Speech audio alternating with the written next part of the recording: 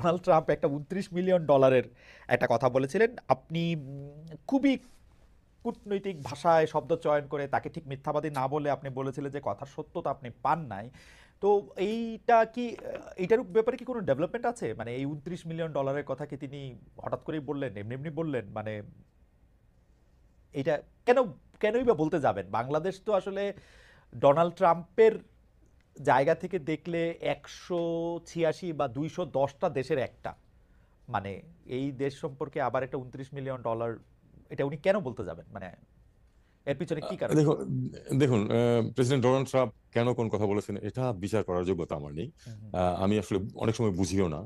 আহ, উনি নিশ্চয়ই কোনো কারণে সেটা বলেছেন, তবে আমি আমাদের এখানে যারা এটা নিয়ে নাড়াচাড়া করেন তারা দেখেছেন যে আমার তো কোনো মেকানিজম নাই এটা চেক করার মতো। হুম। তারা দেখেছেন যে আসলে এরকম কোনো কিছু ঘটনা ঘটেনি যে দুইজন ব্যক্তিকে এই টাকা দিয়ে দেওয়া হয়েছে ইত্যাদি ইত্যাদি। আমরা হুম। সেই অনুযায়ী যে আমরা যেটুকু আহ, দেখতে পেয়েছি সেটুকুই কিন্তু আমার বক্তব্যের মধ্যে, আমাদের মিনিস্ট্রির বক্তব্যের মধ্যে আছে, এর চেয়ে বেশি কিছু না। এমনি মার্কিন পররাষ্ট্র যে দপ্তর আছে এখানে, সরি মানে যে কনসুলেট আছে, যে এম্বাসি আছে, তাদের কাছ থেকে এই ব্যাপারে বাড়তি কোনো কিছু জানানো হয়েছে ইন দ্য মিন টাইম? না। না, না, আচ্ছা, এরকম কিছু জানানো আচ্ছা। হয়নি আমার। আম, 2025 সালের মধ্যে নির্বাচন করা বা এটা ডক্টর ইউনূস ইদানিং মনে হয় বেশি করে ডিসেম্বর মাসটাই স্পেসিফিকলি বলছেন। এর আগে বড়জোর জুন মাস পর্যন্ত আমরা শুনেছিলাম। এর জন্য কি আন্তর্জাতিক চাপ রয়েছে আপনাদের উপর? আন্তর্জাতিক, বিশেষ করে যুক্তরাষ্ট্র, ইউরোপীয় ইউনিয়ন কি নতুন প্রশ্নের গণতান্ত্রিক বৈধতা নিয়ে প্রশ্ন তুলতে পারে? মানে সরকার এমন চাপের মুখে পড়লে তারা, মানে আপনারা যদি ইলেকশনটা না করতে পারেন, মানে আসলে কেউ কেউ বলছেন যে আপনারা কিছু সংস্কার করবেন, সংস্কারটা শেষ করে তারপর ইলেকশনে যাবেন। কেউ কেউ বলছেন না, 2025-এর মধ্যে ইলেকশন হবে। আপনি কি 2025-এর মধ্যে ইলেকশনটা হবে এরকম দেখতে পান, এবং এর জন্য কোনো আন্তর্জাতিক চাপ আপনাদের রয়েছে কিনা? আহ, অন্তত আমি যেটুকু জানি, হুম। আমার উপরে কোনো আন্তর্জাতিক চাপ, আমার মাধ্যমে বা আমার উপরে কোনো আন্তর্জাতিক চাপ কখনো আসেনি। আহ, আমি দেখেছি যে আমাদের বন্ধু রাষ্ট্র যারা আছে তারা সবাই কিন্তু আহ, এই সরকারের যে কর্মসূচি ইনক্লুডিং রিফর্মের প্রতিও কিন্তু তারা বেশিরভাগই কিন্তু স্পষ্টভাবেই বলেছেন যে হ্যাঁ, রিফর্মের ব্যাপারে আমরা সমর্থন করি সরকারকে, এরকমই কিন্তু বলেছেন বেশিরভাগ। হুম। হুম। কাজেই আমি মনে করি যে আন্তর্জাতিক চাপ আছে, বিষয়টা হচ্ছে আমাদের অভ্যন্তরীণ, এবং আমাদেরকে অভ্যন্তরীণ বাস্তবতার ভিত্তিতেই কিন্তু সিদ্ধান্ত নিতে হবে, যেটা প্রফেসর ইউনূস অবশ্যই নেবেন সেই সিদ্ধান্ত। আমি নিচে আহ, আমার নিজের অবস্থান থেকে আমি আসলে বলতে পারবো না যে কবে নির্বাচন হবে, কারণ এটার জন্য আরো অনেকে জড়িত আছেন এর মধ্যে, এবং চূড়ান্ত সিদ্ধান্ত তো অবশ্যই প্রফেসর ইউনূস নেবেন। আর সেই সাথে আরেকটা জিনিস আমাদেরকে বুঝতে হবে যে আসলে তো আহ, আহ, সংস্কার কতটুকু হবে না হবে সে নিয়ে বেশ কিছু কমিশন ছিল, তারা তাদের মতামত দিয়েছেন, তাদের রিকমেন্ডেশন দিয়েছেন। সেটা নিয়ে এখন নেগোসিয়েশন চলছে আহ, রাজনৈতিক দলগুলোর সাথেও। হুম। তো আমি মনে করি যে এই নেগোসিয়েশনে দেশের জন্য যেটা ভালো সেটাই বের হয়ে আসবে। এবং মূল জিনিসটা হচ্ছে যে আম, এই সরকারের আলটিমেট লক্ষ্য তো হচ্ছে একটি নির্বাচন অনুষ্ঠান করে নির্বাচিত ব্যক্তিদের হাতে ক্ষমতা হস্তান্তর করে যাওয়া, এটাই তো আমাদের হুম। আলটিমেট উদ্দেশ্য, যে অন্তর্বর্তী সরকার হিসেবে তাই দাঁড়ায়। এবং আমরা সেটা করতেই বদ্ধপরিকর। এখন প্রশ্নটা হচ্ছে সময় কতটুকু লাগবে, আগে কতটুকু রিফর্ম হবে, পরে কতটুকু হবে ইত্যাদি। এটা নিয়ে আমি আমি মনে করি যে বাংলাদেশের মানুষ সাধারণত এসব বিষয়ে ভুল করে না। হুম। আমি দৃঢ়ভাবে বিশ্বাস করি যে আলাপ আলোচনার মাধ্যমে এটা একটা সুন্দর পথ বেরিয়ে আসবে, এবং আমরা একটা ভালো নির্বাচন করে তাদের কাছে ক্ষমতা হস্তান্তর করে চলে যেতে পারবো।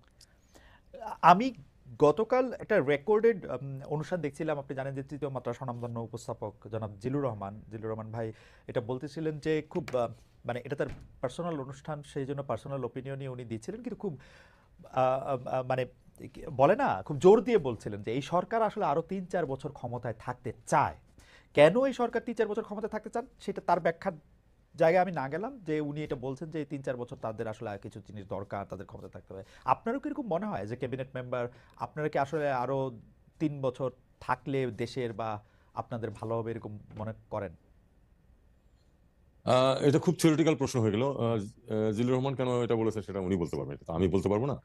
আম, প্রশ্নটা খুব থিওরিটিক্যাল হয়ে গেল। হুম। আমি এরকম থিওরিটিক্যাল প্রশ্নে যেতে চাই না। আসলে আমার কথা হচ্ছে যে আলাপ আলোচনার মাধ্যমে বেরিয়ে আসবে যে কত তাড়াতাড়ি নির্বাচন করা সম্ভব, এবং সেটাই আমাদের এই সরকারের লক্ষ্য বলে আমি মনে করি। আহ, একটু রোহিঙ্গা প্রসঙ্গে আসি, যে ভবিষ্যতে রোহিঙ্গাদের ফেরত পাঠানো সম্ভব করতে বাংলাদেশ ও মিয়ানমারের মধ্যে জাতিসংঘের যেটা মানবিক করিডোর আর আরাকান আর্মির সঙ্গে সংলাপের বিষয়ে আপনি আমাদের কিছু বলবেন কিনা? আরসা প্রধানকে যে গ্রেপ্তার করা হলো, তার সঙ্গে এর একটা সম্পর্ক রয়েছে কিনা? দেখুন, আপনারা জানেন যে মিয়ানমার বা রাখাইন পরিস্থিতি কিন্তু অত্যন্ত জটিল আকার ধারণ করেছে। জটিল আকার ধারণ করেছে এই কারণে যে আমরা অত্যন্ত ধৈর্যের সাথে, আমি মনে করি যে ধৈর্যটা একটু হয়তো বেশি হয়ে গেছে আমাদের। আমরা অত্যন্ত ধৈর্যের সাথে দীর্ঘদিন ধরে কিন্তু মিয়ানমারের মিলিটারি সরকারের সাথে এবং তার আগে আধা মিলিটারি সরকারের সাথে কিন্তু আমরা আলাপ আলোচনা চালিয়ে যাচ্ছিলাম এই লোকগুলিকে, এই অত্যন্ত হতভাগ্য মানুষগুলিকে যেন তাদের স্বাভাবিক জীবনযাত্রায় ফিরিয়ে দেওয়া যায়, তাদের দেশে গিয়ে তারা তাদের জীবনযাত্রা নির্বাহ করতে পারেন। ফলাফল এ যাবৎ শূন্য। এর মধ্যে কিন্তু আপনার বাস্তব পরিস্থিতির বিরাট বিরাট পরিবর্তন হয়ে গেছে। সেটা হলো যে ৩ বছর আগে তো ওখানে শুরু হয়েছে গৃহযুদ্ধ, এবং গৃহযুদ্ধের ফলে কিন্তু বিভিন্ন ধরনের পরিবর্তন হয়ে গেছে বাস্তবতা।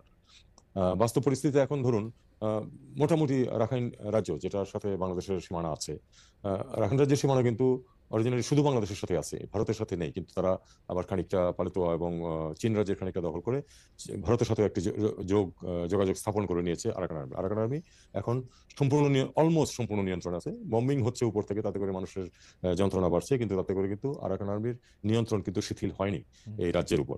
কাজে এখন বাস্তবতা হচ্ছে যে আরাকান আর্মি ডিসাইড করবে যে এখানে কি হবে না হবে। এমনকি যদি একসময় তো এই গৃহযুদ্ধ পরিস্থিতি শেষ হবে এবং তখন সেটেল ডাউন করবে, যখন করবে তখনও কিন্তু Arakan army will B a major power, major arbiter, যে এই রোহিঙ্গাদের নিয়ে এবং আরাকান রাজ্যে কি হবে না হবে। তারা কিন্তু যদি একটা ইয়েও হয়, একটা ওখানে যদি একটা স্বায়ত্ত শাসনও হয়, তারা কিন্তু অনেক কিছু ডিসাইড করবে। কাজে তাদের সাথে আমাদেরকে আলটিমেটলি নেগোশিয়েট করতেই হবে।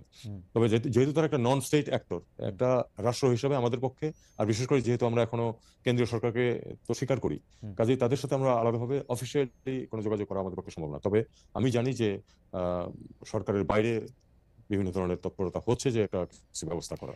এখানে একটি প্রশ্ন, যেমন বর্ডারে কিন্তু কিছু যোগাযোগ সবসময় আছে, কারণ বর্ডারে ম্যানেজমেন্ট করতে গিয়ে অনেক সময় তাদের সাথে কিছু যোগাযোগ আমাদের করতে হয়, সেটা আমরা নিম্ন পর্যায়ে করে থাকি। আর আরেকটা বিষয় যেটা আপনি বলছিলেন যে করিডোরের প্রশ্ন, করিডোরের প্রশ্নে আমাদের যেটা অবস্থান সেটা হচ্ছে যে করিডোর দিয়ে যে মালামাল যাবে সেটার বিতরণটা কিভাবে হবে, এটা একটা খুব গুরুত্বপূর্ণ প্রশ্ন। এই জন্য যে আমরা এখনো দেখছি না যে আরাকান আর্মি রাখাইনদেরকে এবং রোহিঙ্গাদেরকে যারা ওখানে আছে তাদেরকে একইভাবে ট্রিট করছে, তারা করছে না। তাদের অ্যাট্রোসিটিজ এগেইনস্ট দ্য রোহিঙ্গাস কিন্তু চলমান ছিল, অন্তত এই মুহূর্তে হয়তো নাই, কিন্তু ছিল, এবং যার ফলে কিন্তু অন্তত ৮০,০০০ রোহিঙ্গা কিন্তু তারা রাখাইনের দখল নেওয়ার পরেও বাংলাদেশে প্রবেশ করেছে।